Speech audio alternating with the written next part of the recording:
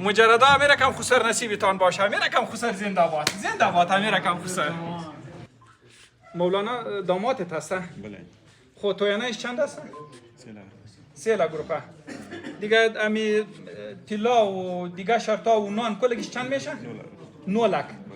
به اجازه و با وکالت دخترت آمدی؟ بله. او دخترت آم و تام وکالت داده برد؟ بله. دخترش آم و تام وکالت شما شهیدی میگین که آم و تام وکالت داده؟ خوالی بیای. رحم که الله سبحانه و تعالی سر خودت رحم کالی که داماد چی میکنی؟ تو میگی چی که عاجز شیشته؟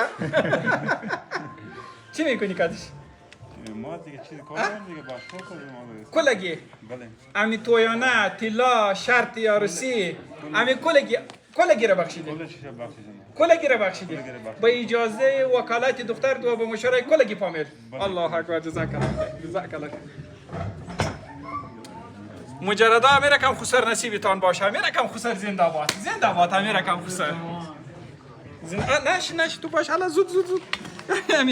امی انگشتی مقبولت. ببینین دوستا امی یک انگشتش 9 لک افغانی قیمت داره. بیا. پدرش؟ برادر کلان نشان. وکیل صاحب تاپه داری یا امضا؟ بله تاپه هم هست امضا هم هست. تاپه. ملا سببی خیر. ملا صاحب اینجا امضا کن.